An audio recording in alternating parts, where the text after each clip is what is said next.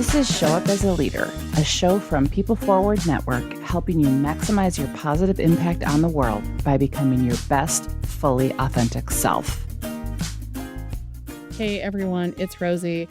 This is going to be another one of those geek out sessions that I love so much that I get to have on this podcast. And there's just so many rich nuggets that you're definitely going to want to have something handy to take notes, or you're going to have to go back and listen to this more than once.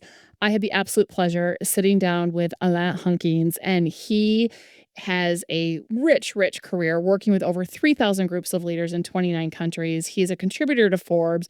He's the author of an incredible book you got to go out and get called Cracking the Leadership Code, 3 Secrets to Building Strong Leaders. And we unpack a little bit of that code. He's a faculty member for Duke Corporate Education, and the list goes on and on and on and on and on. We talk about how critical it is as leaders that we have to look in the mirror and what that entails. And he says something in our conversation that just really stuck with me, that it doesn't matter what your industry is, that is secondary, that you're in the human being business, that we are caring for human beings. And we talk about what is that work of leadership and what does it mean really to be in the human being business as we crack the code for leadership. We talk a lot about the systems that I think we overlook. We talk in the work we do that if you're going to future-proof leadership and have thriving workplaces, you have to look at it from individual development combined with team-based courage building. And we talk a lot in this conversation with Alain about the relationships, and this doesn't happen in a bubble. But then we also have to have systems and deliberate practices to have the hygiene to really just have things be innate and supported. And so we talk a lot about that. He talks about moving from being more of a commander-in-chief to a facilitator-in-chief. And we talk a lot about, are you operating from a default mode or a design mode? I am telling you, there is such richness in this conversation. I'm sure you're going to want to listen to it more than once. I'm sure you're going to want to share it. Go out and get his book, and I would love to hear what you think. Take a listen. All right, Alain, we're going French today, oui, but I am, oui. I am, hey, I took a little bit of French in high school and college, enough to get me through Paris. I don't remember it, but I do remember pronunciation, so we're good. Perfect. But I am super excited. I think this is going to be another one of the geek out sessions that I love having so much on this show.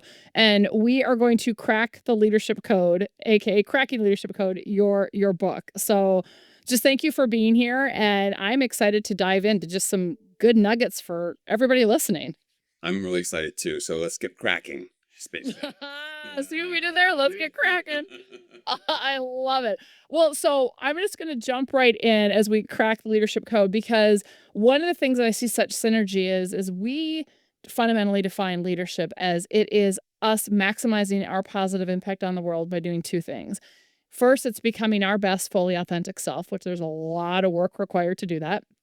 And then the second is supporting others to break past barriers and step into their greatness. And while that's kind of a mouthful, we always say that leadership never has been about a title or a role. It's really about how we show up. And what I love is that you fundamentally say that leadership is a learnable skill, yay, and that it's really about facilitating human potential. So I would just want to jump off there. Like, what do you mean by all of that? And how do you view it as we're going to crack the leadership code today? Oh, there's so much good stuff in what you just already framed this. So there is an inherent tension in this idea of leading self, leading others, right? So you put it out so well. This first piece is I have to be, we all have to be willing to look in the mirror and recognize that what's staring back at us may not be so pretty all the time, right? And go, oh, yeah. Oh, is it like, no, I'm fine. So many people think it's all about telling and directing, and what we sometimes call old school leadership was very much that. It's like, this isn't about, don't hold up the mirror to myself. I'll just tell other people to do that. And at the same time, so we've got leading self, the willingness to work on ourselves, which is frankly a lifetime journey of peeling away layers, and there's always more to do. And at the same time, then it's also leading others. And how do we create environments and conditions where people can thrive? Which means we have to be interested and curious and caring about other people too. As I will talk to leaders who work in every single industry, like whether it's pharmaceuticals or communications or manufacturing, say, yeah, you might think that is your industry. That is your secondary industry. Your primary industry is you are in the human being business. Like that is our industry, because everything gets done in and through people. And so if we know that, we have to start looking at what are the universal things that all humans need in order to thrive, both as leader and, as we'll say, thrive as follower. So what are the things that we can do to do that? And so what I found in my work, and by the way, the book didn't come from me just sitting in my office thinking, what do I think about leadership? It came out of literally working with thousands and thousands of groups over decades and going, what are the common patterns that I see that great leaders do? Turns out the great leaders were all doing certain things, and all the bad leaders were doing different things. And what I boiled it down to is I saw these three things kept showing up time and time again. And by the way, if people are curious, this is also the subtitle of the book, which is The 3 Secrets to Building Strong Leaders, which is the code, right? Here it is, the big reveal. It's 3 things. It's connection, communication, and collaboration. And so if we start with connection, it's like if we are in the human being business, how do we make people feel, and that is the visceral experience of being connected to, that we belong, that what I do matters? Because when things matter to us, we bring more of ourselves and we do better work. Surprise, surprise. So so you can be a raving humanist or a ruthless capitalist. They both get to the same place, which is we have to connect with people.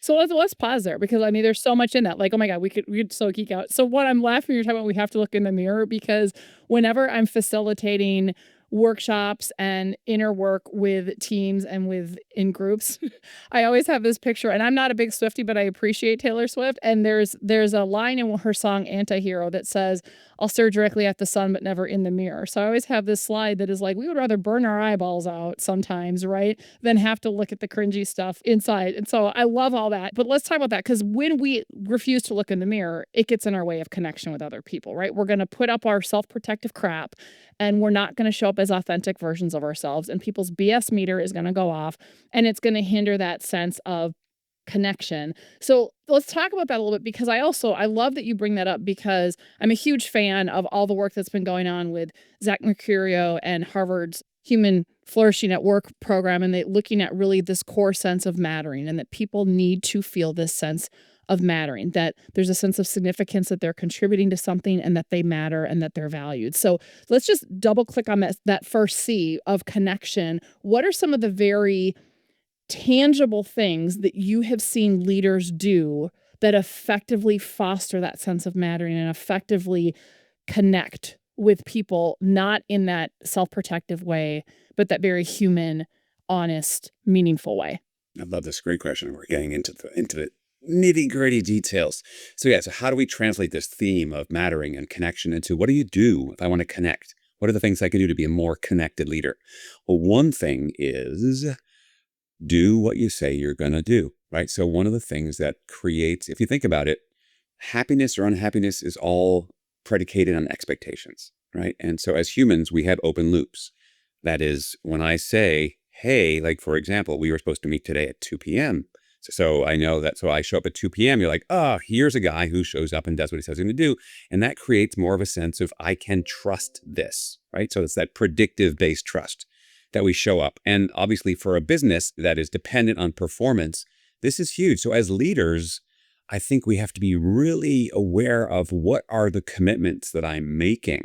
First of all, am I conscious and intentional about putting them out really explicitly and clearly, not just to the other person, but to myself, and then making sure that I follow up and follow through. So I'm a big fan of under promise and over deliver. And I think a lot of us have a hard time with the idea that we're spread so thin, and we kind of forget, oh, did I say I'm going to do that? Did I say I'm going to do that? And then you don't do it. Or, many people can relate to, I had this leader and we had these one-on-one scheduled, but they kept canceling them because something else got in the way. Oh my God, I hear that all the time. And I'm like, you have just sent a message that person does not matter and are not valued, because those one-on-ones are like bottom of your priority list. And it's as simple, and the simplest way to start with credibility, I always say, is showing up on time. And the reason I say that is because it's the easiest thing in the world to measure. You're either there or you're not. And it's a promise. It's all based on, these are promises. And when you follow through on your promises, not only do you build credibility with other people, but you build credibility with yourself, right? It's like, I have to show up. And I know the places in my life where I show up for myself, and I know the places in my life where I don't show up for myself. And my confidence in the areas where I don't diminishes. It definitely diminishes. So I'd say that is definitely a place to start, is this idea of credibility starts to foster connection. Okay. All right. All right. So I love it. So we'll dig into that more. But credibility fosters connection, which, and it is interesting because I think about how many workplaces where the underlying culture is one where, oh, meetings never start on time here. Or, we always are going back to back and we don't account for people might need a bio break between meetings. Or if you're physically somewhere and you have to walk to another part of the building or another part of wherever it is to get to it, we're not accounting for that in our schedule. And so everything's backed up. And so I will just say it becomes hard for people, for leaders who are trying to be credible to foster connection when you're in a culture that doesn't have boundaries around time or doesn't respect that too. Yeah, and I just noticed that all those examples that you gave, for example, like we're not accounting for bio breaks, we're not accounting for people have to move, we're not accounting for humans, right? We're basically running this business as though we have human resources, right? Like parts in a machine. It's very much the old mechanistic model built on extraction, as opposed to no, we're working with humans. We have to create systems that support humans.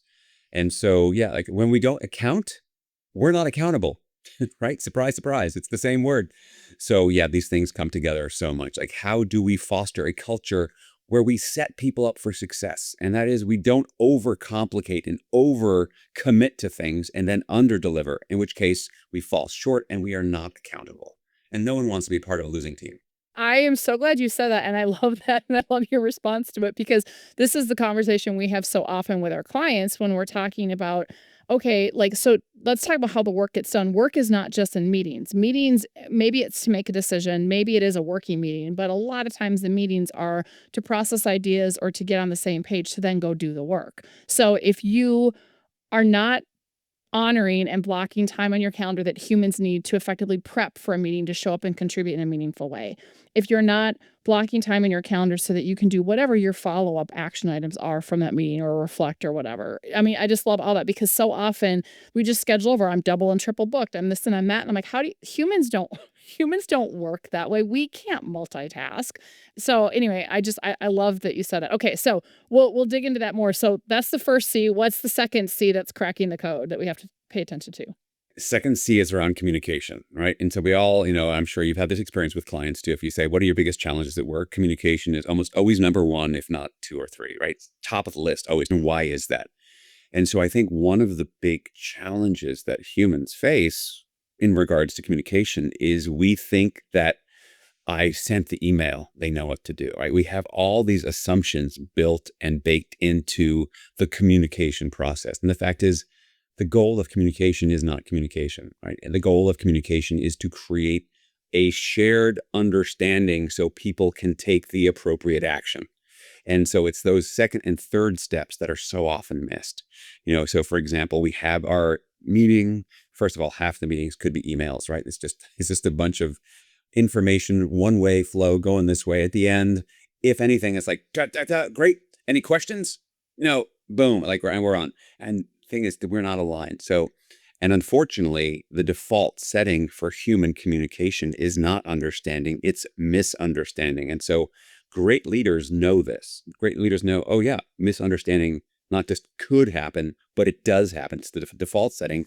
I need to put in guardrails to make sure that people are walking away with clarity and then commitment to what the next action is going to be. Because we don't have meetings for meeting's sake. The goal of a meeting is to produce some outputs to create the next decision, which creates the next action and the next result. So that's the second one. It's about that. And there's a lot of pieces to making that happen. Well, yeah. So let's dig into that because I'm so glad you said that because I swear that I have several conversations a day with clients around this very thing that did you actually take tangible steps to foster clarity and alignment on whatever it is? And they think they are, but they're not. And then they get frustrated because there's misalignment. And we talk about how are you checking for alignment? And usually it's, we good? Yep. They assume everyone's on the same page. Well, nope. They're walking away with a different understanding. It's kind of like that old telephone game. So talk to me about practically what do we do to ensure that there is that clarity, that there is that alignment? What are some of the things that you find the most effective leaders do in this space? Absolutely. I'm going to share a couple of the biggest things that I think are really useful. Number one is, you mentioned before that people think they're clear. It's like, of course you think you're clear because you live in your own head, but no one else does.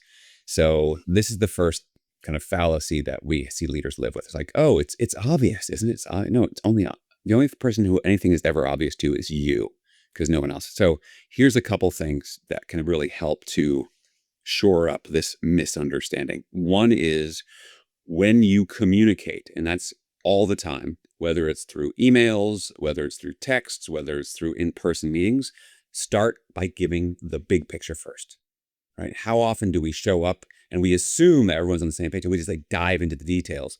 And I'm sure many of our listeners here, you've had the experience, you're in a meeting for 5 minutes, 10 minutes, and you're, what are we talking about? I thought we were meeting about this. What? And if it turns out that you're being duplicative, fine, but better to have the purpose of our meeting is this. The purpose of this email is this. Don't bury the lead. Like, get it right out there up front. That's the first thing I'd suggest. The other thing I suggest is something that I have come to call, it's a tool I call asking for a receipt. So if you think about it, receipts are confirmation of a completed transaction, right? So you buy something, you get a receipt. It means I bought this, it's now my property. And in life, the more important the transaction, the greater likelihood you will get a receipt. You'll buy a pack of gum, I don't need a receipt. You will not buy a house without getting a receipt, right? Because the stakes are high. Things matter. So that being said, what if you could take the idea of getting a receipt of understanding, that your version of reality is the same as my version of reality? And how do we do this? I'll share a little quick story that brings this to life. I learned this. So I'm old enough to remember in the early 1980s is when all the fast food, or now they call them quick service restaurants, put in the drive-throughs and onto all their restaurants. And the first 6 months, wherever you went, if you were going through the drive-through, there were tons of mistakes. People would go up to the intercom, order their food, go to the window, filled with mistakes. And then 6 months later, the drive-through mistake rates, and all across all the board, all started to plummet. What was the big change? And again, this is pre-digital technology, anything, but in terms of the significance of mistakes, they dropped. Turns out it was a really simple fix. What they started doing is they would have the employee who was taking the order repeat the order back to the customer, right? Getting, oh, you ordered 2 Big Macs, 2 fries, 2 Cokes, yes, yes or no. So you're just getting that verbal confirmation. And so let's take it out of the world of quick service restaurants and into the world of a business meeting. So you know how it often is, like we're going around, we're sharing a bunch of ideas. Okay, everyone clear what we're doing? Like you said, yeah, good. And we all go. And we find out later on, it's like, no, this wasn't it. So what if we took 5 minutes at the end of our meetings as part of the meeting, is part of our meeting culture, to ask for a receipt? So let's all go around. What's your understanding of what we have just decided and what are you going to do? And that way I can say, yes, you're right, or no, you're not right, or yes, we are. And we can catch that in a line. It's almost like a test for alignment before we go off and actually implement. And if you think about in particularly larger organizations, the layers and layers of leadership, like we're now going to roll this out to our people and so on and so forth. We don't want to play the game of telephone, right? We want to make sure that what you say is what you mean, is what I hear, is what I understand. And we want to close that gap. And asking for a receipt is a great way to keep people and all these projects aligned. I love that practice, like around meeting hygiene for that, because so often they run up or they overpack an agenda. So there's not space for re-clarifying the purpose at the beginning. You're right. And I think whether it's a problem-solving meeting or an update meeting or whatever the purpose of the meeting is, you also have people where they dive in and they're problem-solving. And finally, you'll have someone who's brave enough to say, 10 minutes in, time out, what are we solving for here? We're like knee deep in the weeds, but we're not even clear of like action bias. Like maybe we're not ready to start solving. We got to get clear on what the problem actually is. And so I love that. And I will say, like, when we're doing, even like with one-on-ones, because we have so many people who they don't have a good hygiene around one-on-ones, which is your best opportunity for connection. And the same thing, they default to the we good, clear, yep, yes or no, because they feel like, well, I'm being really demeaning or condescending if I ask people to repeat back what they did. So, I mean, I don't know about you, but I'll say things, well, why don't you just say like, hey, I'm working on being clear, or I'm working on making sure that we're aligned. Can you humor me? And just reflect back what your understanding is of next steps, or what your understanding is of what we just agreed to in a one-on-one until you get better at it. I love the idea of in a meeting, making sure whatever it is, we have enough time to say, what's your understanding? Again, it's alignment. Without those deliberate practices, you're right. People go off and they're not clear of, did we decide something? Are we still working on it? Who's supposed to do what? Are you taking, and what is that? And when are we checking back? Like, and oh my God, there's so much confusion and rework and frustration that could just be avoided if we did that simple practice. So like, yes, people. Yes. Yes. And, and to your point here is like, is this sense of like, to be clear, I think the reason people think, oh, I don't want to speak up because they're going to think I'm demeaning and stuff. That all comes back to, are you having real, genuine human relationships with people? I know. And you could start with, hey, just to make sure we're on the same page, like a certain sense of softness as opposed to old school was, I'm the leader. I have all the answers. I'm omniscient. No, you're not. No one is. And don't even pretend, because we don't need you to be that way. So let go of these things. But old habits die hard. And I love the fact that you've been kind of pulled on that word hygiene. I mean, the fact is, these are all practices. And like whether it's physical hygiene or sleep hygiene, you reap what you sow, right? So if I kind of am pushing, burning the envelope and I'm getting 3-4 hours of sleep a night, at a certain point, I'm going to wind up probably in the hospital because I've done something like so. Realizing want to build in these practices when you don't live in a sense of urgency. You want to build them in advance, and that's how you're going to build a sustainable infrastructure that will be both successful and a place that people want to keep coming back to. Well, and I love it. You said build it when we're not in this sense of urgency, because you're right. Then when there's, oh my God, shit's hit the fan because fill in the blank, we lost a big customer, or we're now in a safety crisis, or our financial targets are off, or whatever it might be. We have a global pandemic or whatever else is going on in our world, that all of a sudden we get very reactive, right? And we don't make the best decisions, and we just go, go, go, go, go. And we're not taking that time for alignment because we don't feel like we have it. So it's during the, you know, mundane times. I don't want to say slow, because a lot of businesses, there is no slow time, but more the mundane day to day, that it's just like you said, brushing your teeth or anything. That's why I like the idea of hygiene, is you got to build that muscle and build that habit and build that practice so that it's easier to lean on when the stakes are higher, for sure. So we got a little bit on communication. Okay, we got a little bit on connection. What's the third C in the cracking the code? Third C is around collaboration. So what do we do to create environments where people can perform at their best? And so what I see in kind of the work, I kind of distilled it down that there's 4 fundamental human needs that people need to have satisfied in order for them to work well. And so we all have a need for safety. That's the first. I mean, and these are in no particular order. We need all these things. So one is safety, and that's both physical safety, obviously, but it's also psychological safety, emotional safety, right? So we need safety. The next one is a sense of energy. Like we need environments that energize us as opposed to drain us, right? So, and the third one is that we need a sense of ownership, right? That need for human ownership and autonomy within that, the sense that like that I am contributing something of myself to this whole piece. And then the fourth one is around purpose, the sense that what I do has meaning more than just myself. So as leaders going, okay, if people have a need for safety, energy, ownership, and purpose, what am I doing to create systems and environments that supports safety, energy, ownership, and purpose? Oh, let's go back to an example you shared before, talking about, do we schedule things back to back to back to back? And realizing that, oh gosh, they're humans. They might need to go to the bathroom every so often. They might need a snack, or they're going to be hangry, right? Yeah. So again, how many of us have been like, oh, our meeting is scheduled for 3 hours, and you're 2 hours in, and like realizing we need to schedule in breaks. So I have a rule whenever I'm facilitating an all day or a half day or whatever workshop, is that every 80 minutes or so, we're taking a break, because biologically, you don't fight biology. You just can't keep going. And so that's a need for energy, right? Is realizing, why would I try to counter what is basic biology? So that's just a simple example of a need for energy, like building those things in. Or like after lunch, don't have a whole bunch of like didactic, just like vomiting information. Like, guess what? You need interactivity, right? Or they're going to go to sleep. Let's just be real. Yeah, exactly. So there's all these different things that we can be doing to create those safety, energy, ownership, and purpose. And so what I have found is that great leaders are intentional. They do these things by design, and bad leaders just kind of go, well, isn't that how things get done? It's by default. They haven't thought through it.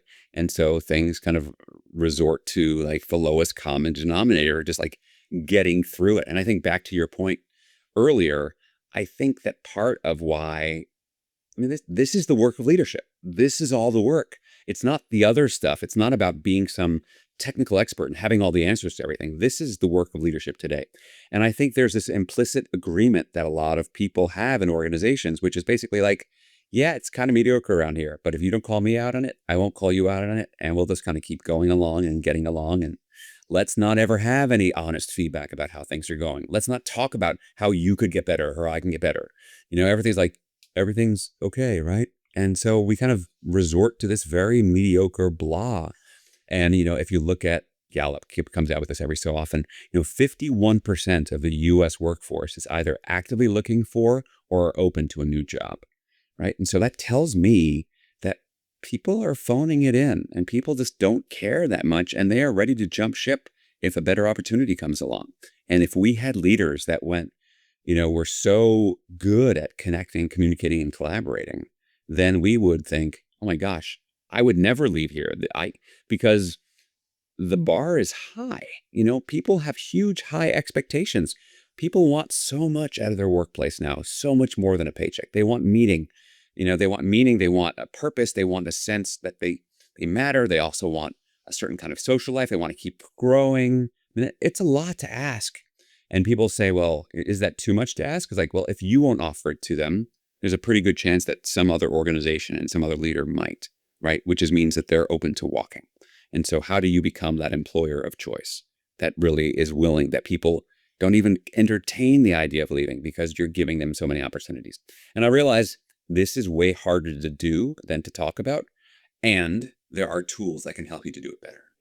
I love all that. I mean, it goes back to, are we designing workplaces and systems for human beings? Because again, as humans, if we have core needs for all this, why we think that we can go about a business that ignores those things and that we're going to somehow keep people, or, whatever the term du jour is, a few years ago, quiet quitting and, all of that stuff, and the, great resignation and turnover tsunami. Like, these stats have been here a long time. It's just with market conditions, right? Whether you have people, there was a book once that said, it was something like, I quit, but I forgot to tell you, it's the same type of thing.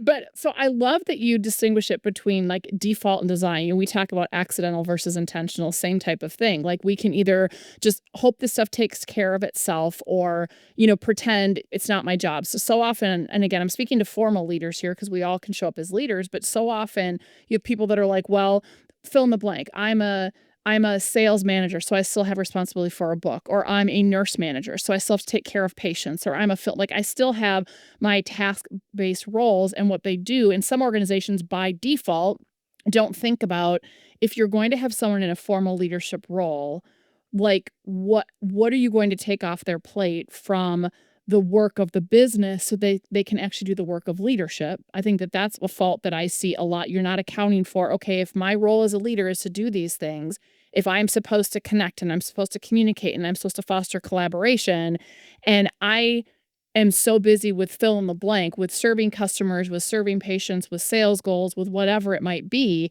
that I can't invest in my people and my team, that's hugely problematic. So let's talk about whether some of the tools, I know we're not going to get to all of them, but what are some of your favorite ones when you think about doing this, the work of leadership by design and doing it well versus the default that we go to? What are some of the key things that people should be thinking about that will move them in the right direction? Yeah, that's a good question. So this is something that I've come across in numerous places, but I want to tell a story. So I got a chance, I write for Forbes. I write a leadership strategy column for Forbes every month.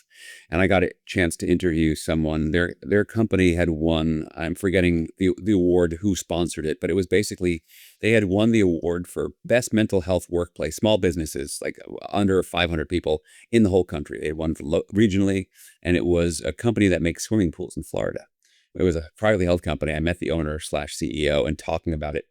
And something I asked him in the interview, I said, so how do you figure out what to do to create this kind of, great mental health environment for workplace? And so here's my answer that he shared. And I think this is true for a lot of things in terms of how do we do this? Ask your people. That's what he said. He said, ask them what they want. And I think so many leaders still have this idea that we have to come up with all the answers to stuff. And so if you're looking for ways to create more connection, the principle of connection or communication or collaboration, instead of thinking that you have to somehow design this yourself, go to your people and say, hey, I know connection is really important. what would make work for you? Because again, surprise, surprise, there's not a one-size-fits-all solution here. So asking your end user what would be most beneficial for them, it does a few things at the same time. Number one, it shows a huge amount of respect, right? Because you're going to them, you're listening, you're focusing on them. So that shows them that you're respecting them and you're valuing them. And then if you take their ideas and implement them, they're going to have this pride of ownership because it's their ideas. Even if it turns out they were the same ideas you would have come up with anyway, that's okay. Let them think it's their ideas because they are their ideas. This isn't some competition for who's got the better idea. It's about the end goal is how do we create more connection, communication, and collaboration. And so creating an environment, and I think having an open feedback loop where people feel safe that they can be honest and tell you what they really think as how it's going to help, that is going to do so many things that will help you. So I would say that's the first place to start is ask people what they want, what they need in order to thrive. Now, granted, you have a business to run. There's deliverables and KPIs and all these things. Yes, I get it. But without understanding what people want, you're kind of swimming at sea. You're kind of lost a little bit. I mean, it's so like basic and common sense, but it's so underutilized for a whole host of reasons. And, I think it's Margaret Wheatley. I don't get the quote exact right, but it's basically people only support what they've helped to create. And if you think about going back to like the fostering the sense of mattering, if I'm never asking you how you want to be communicated with or what helps you feel connected or what you value or if I'm not having those conversations with you because either I don't have the time or I don't think it matters, or I'm too task focused, or I got some kind of head trash that gets in my way because if I learn an answer that I don't know what to do with, then it's going to mean something about me.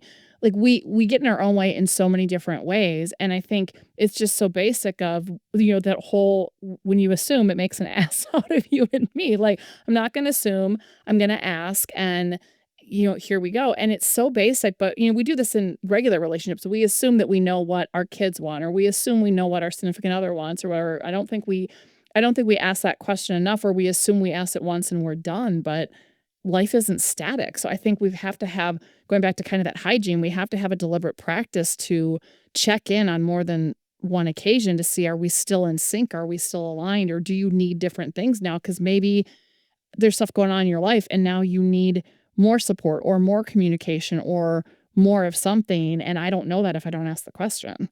Yeah. And, and the word that comes to mind as you're saying all that, it's humility, right? You have to kind of stay perpetually humble and curious. And I think that's hard when you have an ego and you're an adult and you kind of want to like, but no, it's about me. I want to be in charge and like have everyone see me and love me and applaud me. And like, you already have the job. Like you already have the title.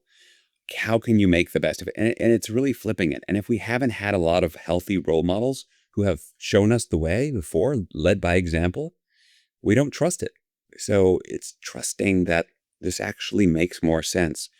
And, that's why I talk about my kind of approach as I call it the facilitative mindset. So if you think about the old school leader was commander in chief, today's leader is much more facilitator in chief. Doesn't mean you don't have an outcome you want to get to. It just means that the process is much more.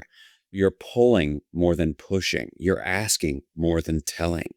And so recognizing what are the things that you need to do to support people in that way. And it starts with a sense of humility and openness to, maybe I've asked this question 100 times and 99 times I've gotten the same answer, but I'm not going to assume, to your point, I'm not going to assume that your answer is going to be that. Maybe the 100th time it's going to be different. Like, oh, why? Tell me more about that. And what else? And so recognizing how these things put together. I love that idea of being a facilitator in chief. I wrote that down. I'm like, I might do a Rosie in my pocket on that one. So stay tuned, people. But I've been having conversations lately, just kind of distinguishing between, think it differently from like a training mindset versus a facilitation mindset, right? Training is you're the expert, you're imparting knowledge, and there's a place for training.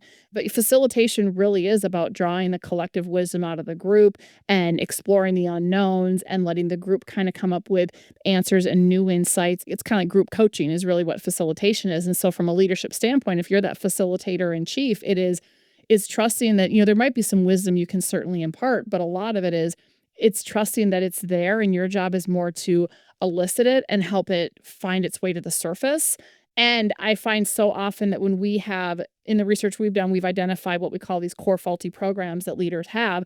And when they have certain ones, there's one that's called the dropout, and it's this fear. It's actually a cousin program, but it's a fear of looking or sounding stupid or looking or sounding incompetent. And it usually tends to go hand in hand with a core program of either the control freak or the overachiever, or sometimes it'll be the mime where they self-silence. So they either will silence themselves, I don't want to speak up because I might sound stupid, or they will take over and they'll hijack and be that commander in chief, because then they won't be quote unquote found out that they don't know what they're talking about, or they overcompensate because they feel less than. But most people have a pretty good BS meter that they can see through that. And then they feel, they don't feel that sense of mattering. Yeah.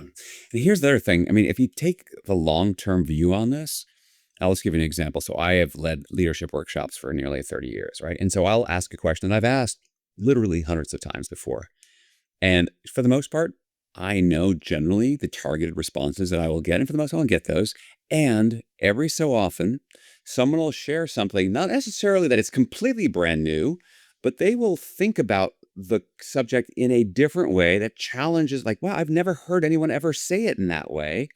And as I give space to all that and then get more and more examples of this, that just makes me smarter. That makes me stronger. That makes me more well-rounded. So I can speak about all these things in a much more in-depth and comprehensive and coherent way. So instead of thinking, oh, I'm just wasting time, it's no, actually, I'm getting my own personal learning journey along this way too.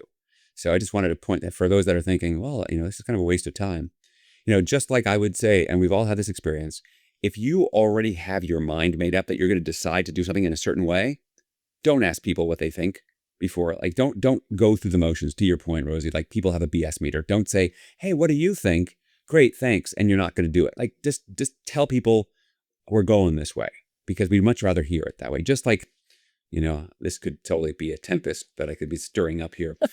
I love it. I love it. Let's go. There's all this research about, like, return to the office. Like, oh, we have to come to your office because the studies say that, we're missing out on brainstorming innovation at the water cooler. I mean, there's nothing that's been shown that at all. There's other things that have been shown.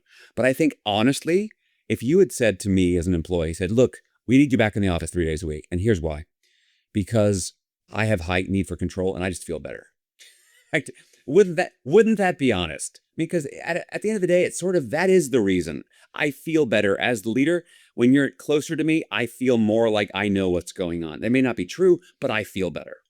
No one's ever going to say that, but wouldn't that be amazing? I mean, and this goes back to, we're talking about human needs for safety, energy, ownership, and purpose. So one of the great silver linings of the pandemic was when people got to work from home, suddenly, because they had to work from home, people got this taste of freedom and autonomy. Like, oh my gosh, I can get my work done and no one's like, I don't have to go into the office, commute.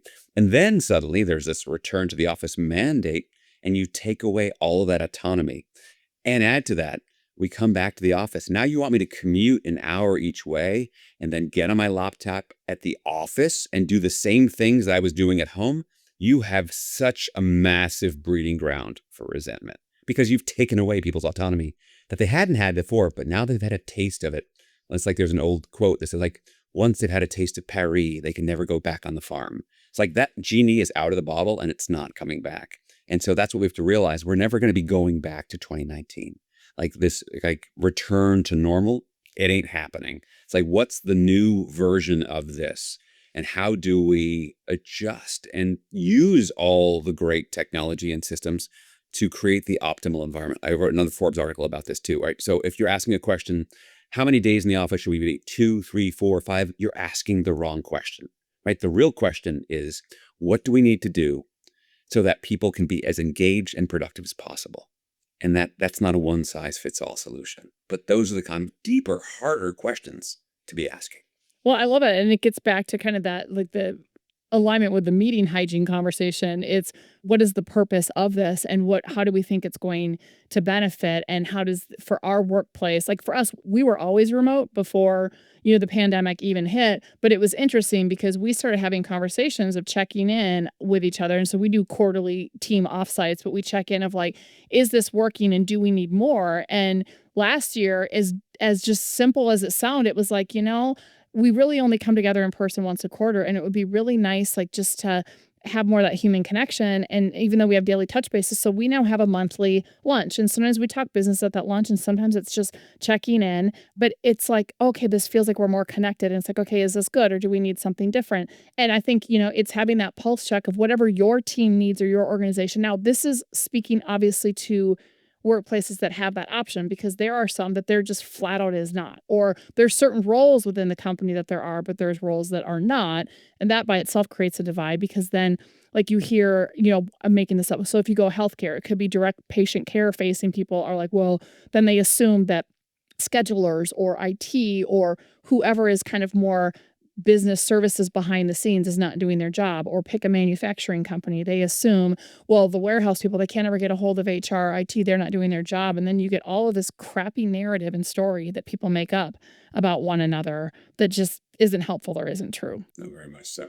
So first of all, you and I could geek out for like ever. But speaking of this kind of head trash and story we make up, I want to transition to the question that I ask all of my guests that help feed into the research that we release. So I know you've done a ton of work on yourself. You've looked in the mirror, you facilitate the stuff, but you're still a human being. So in the spirit of normalizing the messiness of being human, Alain, will you please share what is a self-limiting story that you still tell yourself sometimes? And when it shows up, how do you move beyond it so that you can still show up as a leader in your life and have the impact you want to have? Yeah, there are totally times it's amazing. I find myself doing this. The limiting belief for me is as a combination imposter syndrome, combination like that I guess it's I don't belong here. I don't know enough, that like I'm not seen, right? And so when I recognize where some of this comes from, right? So I can look at family of origin stuff, not being recognized, feeling like the only way that I was valuable is if I could prove myself through my achievements, right? So not necessarily the most securely attached of children. So I recognize all that. Yeah. And it shows up every so often. And so some things that I do for myself around that, I have cultivated a very strong circle of support. I have a lot of friends, I think they say like the average adult man has like not even one good friend. I probably have 12, or if not 15, at least, people that I can talk to, men and women, that I could pretty much just like share anything and everything in my heart. And just knowing that. So my thing is, I also recognize when I kind of go into that negative spiraling, a big accompaniment to the negative spiraling is I tend to isolate. I pull back. So I'm like, all right, I haven't talked to anybody all day or for 2 days. I need to reach out. And so I just kind of act as if I know I need to reach out. I don't want to because I feel kind of crappy about myself at the moment.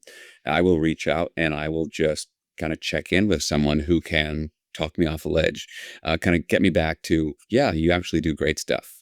I also have a number of colleagues who do similar stuff as me who are in that circle as well. And that's helpful because they know, when you are an entrepreneur and dealing with, the highs and lows of all that go along with that. So it's really about a support system. As I oftentimes coach leaders, I try to model this myself, is that we tend to think, we're such an individualistic society, in North America.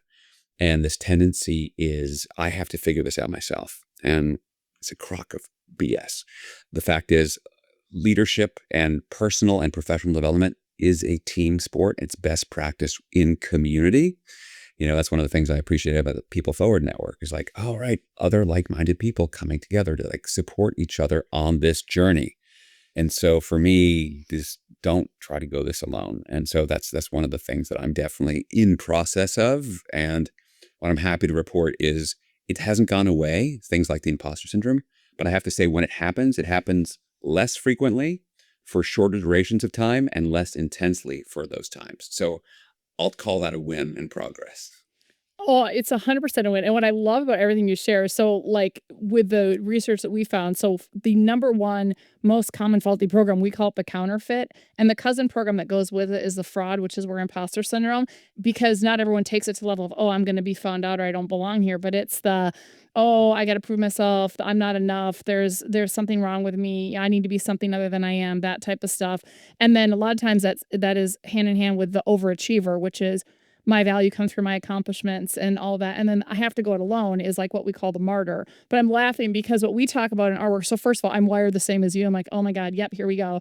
But what we've been finding in our work over the years is that, once you do that deep looking in the mirror work, that inner work to become your best fully authentic self, it's not a one and done. But when you do that, what we call the initial upgrade, where you know where it came from, right? You know where all this crappy programming came from. You can identify when it shows up. You know how it shows up. So it's like, oh, I'm aware, here it is.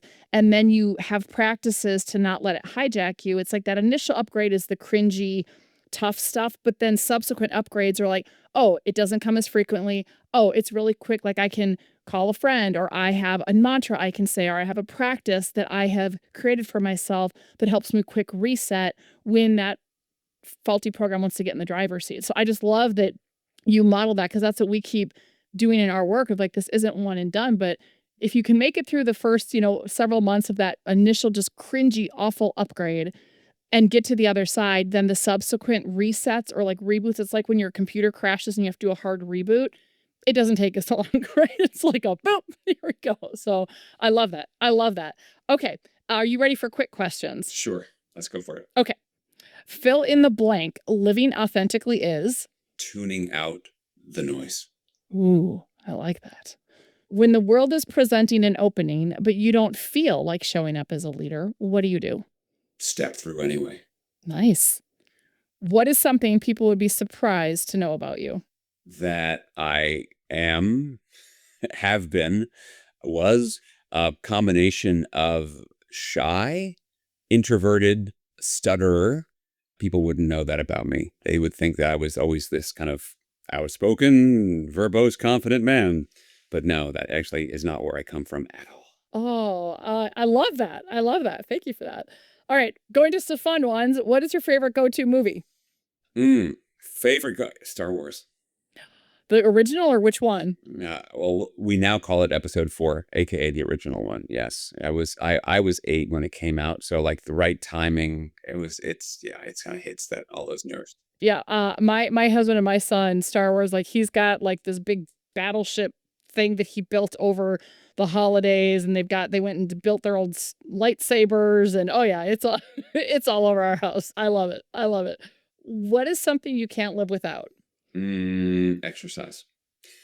What's your go-to modality? Everything. Well, I'm just rehabbing from I had spinal surgery. I had a disc slip out this year. So my go-to right now is my 45-minute physical therapy routine that I do every morning. That's my current thing, but it's just moving. Different variations of that over the years. I've done, you name it, I've probably tried it. Not very well, but I've tried it. So Good. I love it. It is like a part of like my mental health, very much so. Yeah, I always say like I need to go have my sanity check, and we have like a basement with everything, and I'm like, no one talk to me. I'm not fit for human consumption until I go and get some stress out or get some endorphins going. So, what is something in your ordinary daily life that makes your heart happy? I'm grateful for all the people that I get to love. I love that. I love that. Well, this kind of feeds into the last question. What are you grateful for right now? Yeah, I am that. And so here's the thing. I'll come back to something I mentioned before. So I had spinal surgery earlier this year, and I literally could not move for 5.5 weeks. That was the most pain I've ever been in. And then I had surgery, and then it was sciatic. It was sciatic nerve. All I wish to say is just the act of being able to move and walk pain-free. I used to be calibrated where, and I don't know if some of the listeners can relate to this, but it was like, I'm not feeling great today. I was more like a glass half empty, like I could be feeling better. And now after this whole experience, it's like, I'm not in too much pain. It's awesome. It's awesome. So it has reframed. So yeah, so I am super grateful for just being able to move my body and not being in extreme pain. For people who live with chronic pain, I don't know how you do it. I really don't, because I was at a point where I was in so much pain. I was crying every day. So I'm super grateful for just like living in a body that's relatively pain-free. It's pretty awesome. I love that for you. I love that for you. It's something great to be grateful for. All right. Last, final closing question. Alain, if you could challenge leaders everywhere to practice this one behavior that would create more human workplaces and equip everyone to show up as a leader, what would that be? So it's a combination of we've talked about a couple of these things, this will lead to humility and curiosity. And you have to have a certain attitude of that when you do this. The number one thing I would do is I would ask other people for feedback on my leadership. I would reach out and say, what can I be doing differently and better to be a better leader. I just think that, we live in our own head, and of course we think we're awesome, but no one cares about what we think about ourselves. It's how other people see us. So asking for feedback would be it. I love that. Well, and it's super courageous, and hopefully people will give it to you. I love that. I love it so much. Well, I could geek out with you for like hours. This was so fun, and I love the work you're doing, and there's so much synergy. So just thank you for the conversation. Thank you for the work you're doing. And I'm super glad that you're back and mobile, and it's been You've with me both. awesome. Thank you so much. Thank you. It's been a pleasure. I'm Rosie Ward, and this is Show Up as a Leader. To learn more, head over to peopleforwardnetwork.com and, of course, hit that follow button.